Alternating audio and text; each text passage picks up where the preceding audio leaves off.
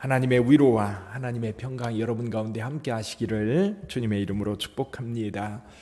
이 기도에 대한 모범들이 성경에 많이 나와 있습니다. 오늘 또 이 다니엘의 기도, 다니엘이 어떻게 하나님 앞에 기도했는지 그 모범을 저와 여러분들에게 보여주고 있습니다. 그래서 다니엘이 어떻게 기도했는지 먼저 살펴보고요. 또 오늘 우리는 어떤 기도를 어떻게 해야 될지 살펴봅니다. 우선 다니엘이 이렇게 기도하게 되었던 배경이 한 가지 있습니다. 그게 뭐냐면 책을 읽었다는 거예요. 책을 읽었다.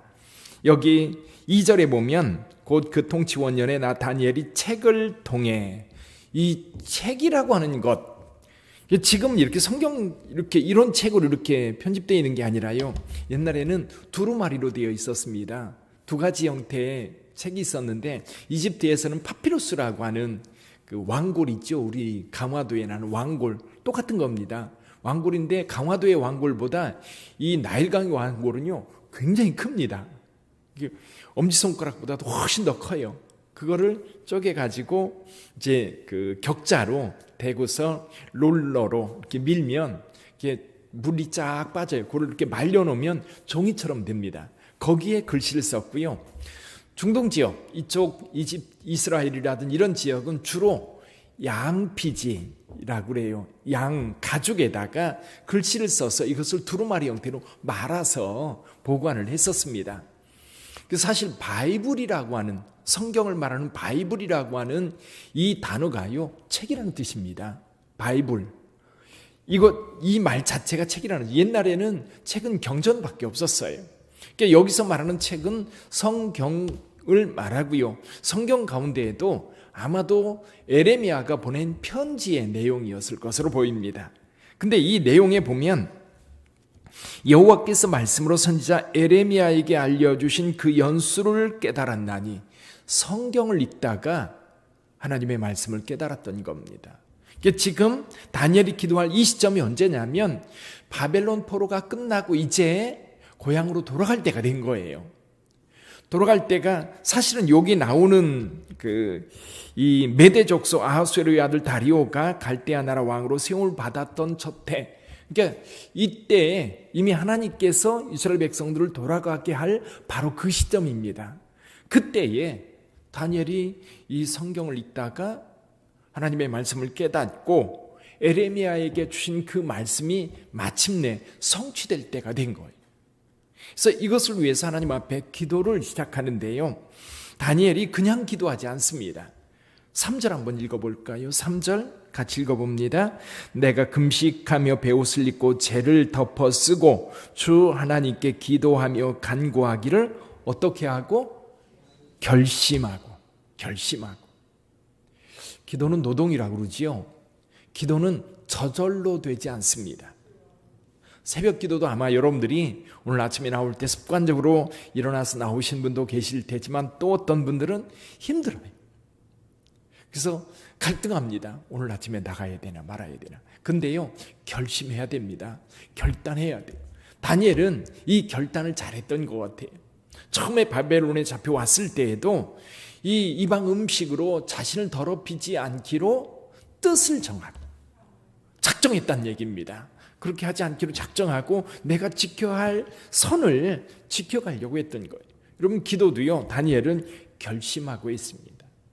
그리고 결심하고 기도하면서 이 기도하는 태도, 즉 금식하며 베옷을 입고 재를 덮어 쓰고, 이건 무슨 얘기냐면 회개의 기도를 했다는 겁니다. 그래서 내용 전체, 결심하고 4절부터 19절까지 기도하는데 기도의 내용 전체가 어떤 기도냐면 회개의 기도입니다. 왜 회개의 기도를 했을까요? 하나님께서 마침내 하나님의 계획을 에레미야라고 하는 선지자에게 말씀해 주셔서 이제 그 말씀이 성취될 때가 된 거예요. 이루어질 때가 된 거예요. 근데 다니엘은 지금 그 상황에서 하나님 앞에 회개의 기도를 하고 있습니다. 우리 하나님께서 이스라엘 백성들에게 베푸신 은혜는 엄청 크지요. 다니엘은 여기에서도 15절에서 이렇게 말씀합니다. 강한 손으로 주의 백성을 애굽 땅에서 인도하여 내시고 오늘과 같이 명성을 얻으신 우리 하나님이여, 우리 하나님은 의로우신 분입니다. 은혜를 베푸시는 분이에요. 이스라엘 백성들이 은혜를 베푸셔서 애굽에서 그들을 건져 큰 은혜를 베풀어서 하나님의 백성 삼아 주셨었습니다. 근데 문제는 이스라엘 백성들이 그 하나님의 뜻을 따라 순종하고 그리고 하나님의 영광을 드러내지 아니하였다는 겁니다. 자, 사실은 다니엘이 지금 기도하는 이 시점, 하나님의 진노로 인하여 이 유다 백성들이 완전히 망하게 되었어요. 예루살렘도 파괴되고 성전까지도 다 망하고 그 백성들이 거기에 살지 못하고 바벨론과 주변 나라로 다 흩어져서 가까이 멀리 다 흩어져 살아갔는데, 사는 동안 여러분 그곳에서 이 유다 백성들이 흩어져 사는 그곳에서 행복하게 살았을까요? 거기서 멸시, 천대받고 구박받고 그리고 무시당하고 그러면서 착취당하고 그러면서 온갖 수욕을 다 당하면서 살았어요. 이유가 뭐냐? 하나님 앞에 범죄했기 때문입니다. 하나님께 범죄했기 때문에 하나님께서 그런 징계를 유다 백성들에게 내리셨던 거예요. 그런데 지금 하나님께서 그 진노를 그치고 이 예루살렘이 황폐되어 있는데 다시 회복하려고 하는 시점입니다. 근데 그 시점, 과연 우리 하나님께서 은혜 베풀 만큼 이스라엘 백성들, 유다 백성들이 준비되었는가라는 거예요. 징계를 받았어요. 징계를 받았으면 징계가 다 끝나고 진짜 회개하고 진짜 삶 고쳤을 때에 여러분 회복이 되는 거예요.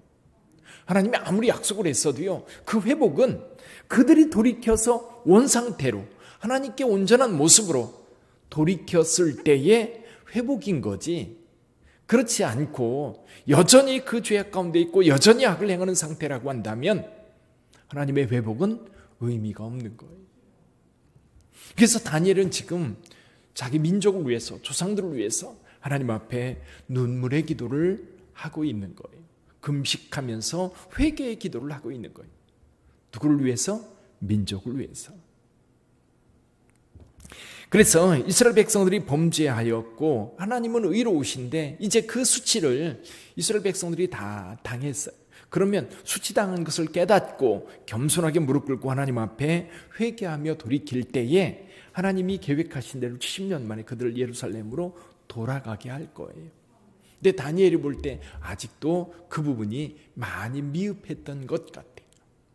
그래서 다니엘은 하나님 앞에 민족을 위해서 눈물로 회개하며 통에 자복하는 모습이 오늘 본문의 말씀이에요. 저는 이 본문의 말씀을 생각하면서 이런 생각합니다. 오늘 우리 교회를 생각해봐요. 또 우리 민족 가운데, 우리 지금 현재 이 나라, 이 민족 또는 한국의 교회 여러 생각을 해봅니다.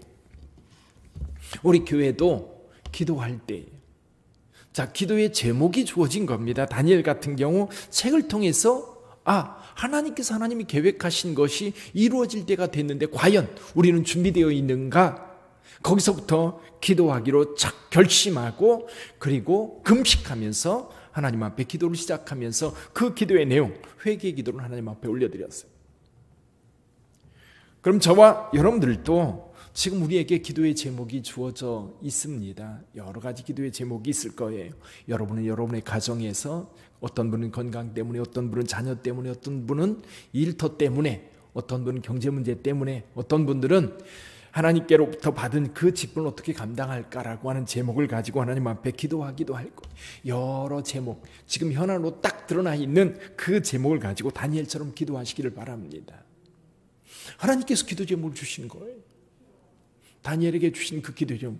우리 교회도 지금 이제 저는 우리 교회를 늘 생각하면서 우리 교회 가장 큰 현안, 교회의 역사가 쭉 이어지면서요, 교회 건축하는 문제는 굉장히 중요한 문제입니다.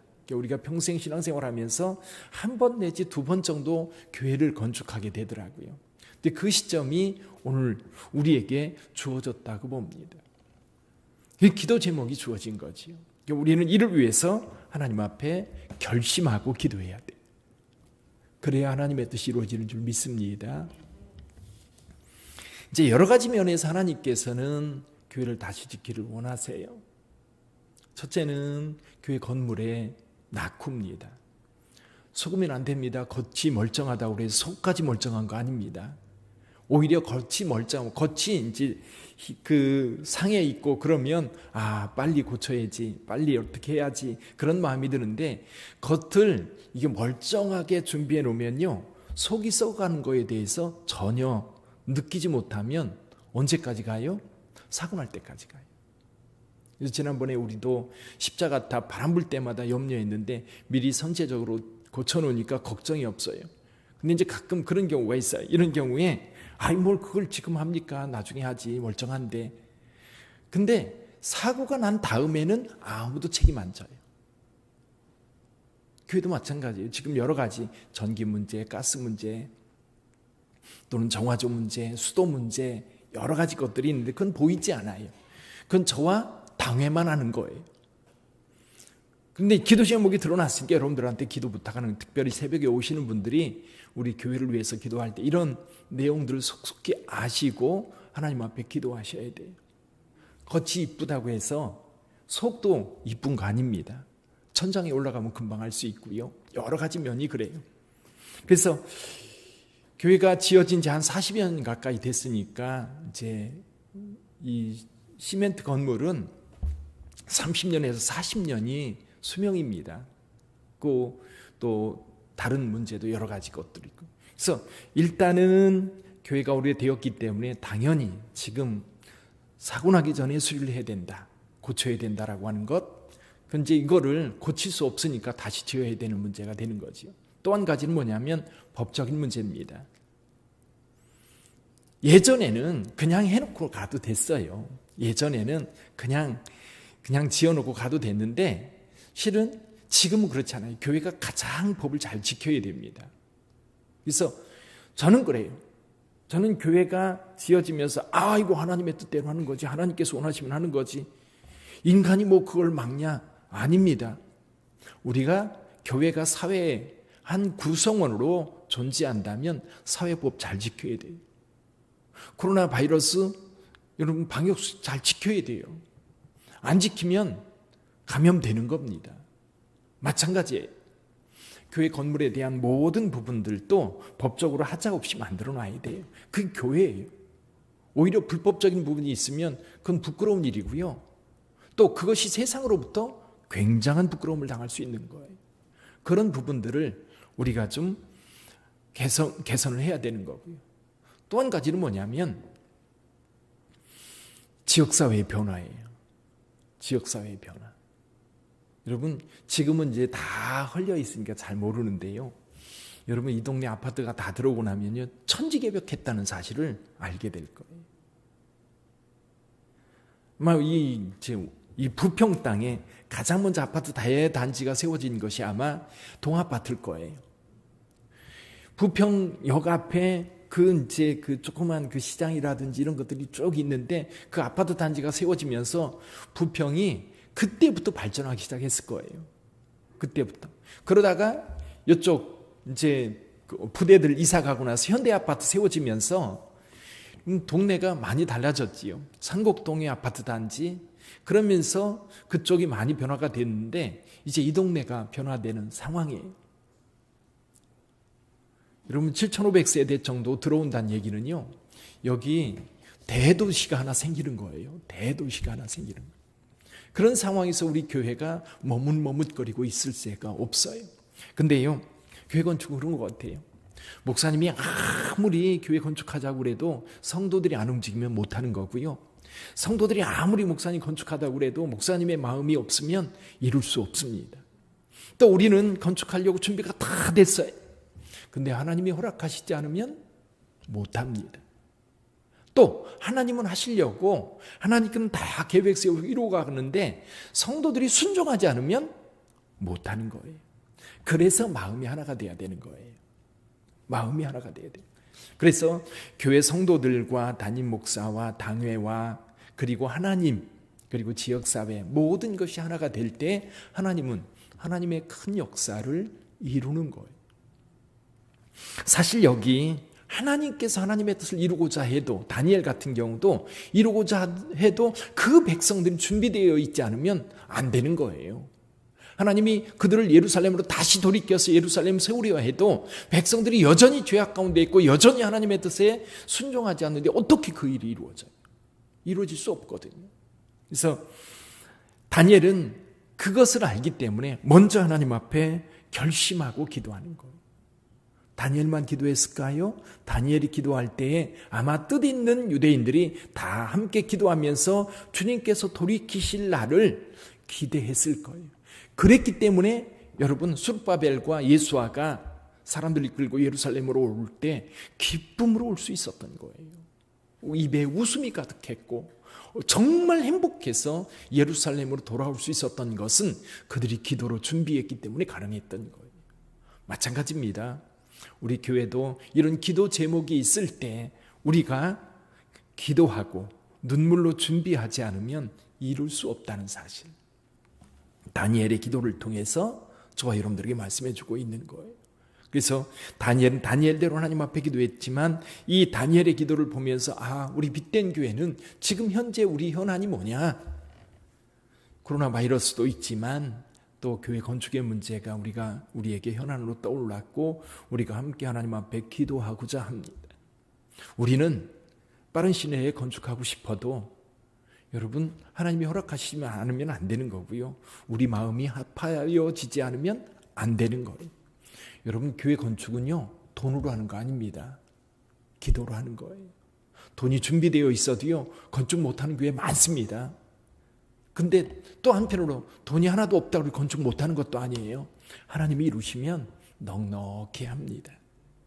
중요한 것은 우리 마음이 다니엘처럼 결심하고 기도할 때 하나님의 역사가 이루어지고 그 역사가 이루어질 때 우리는 하나님께 크게 영광 돌리며 하나님의 거룩한 이름을 세상에 선포하게 되는 줄 믿습니다. 기도하겠습니다.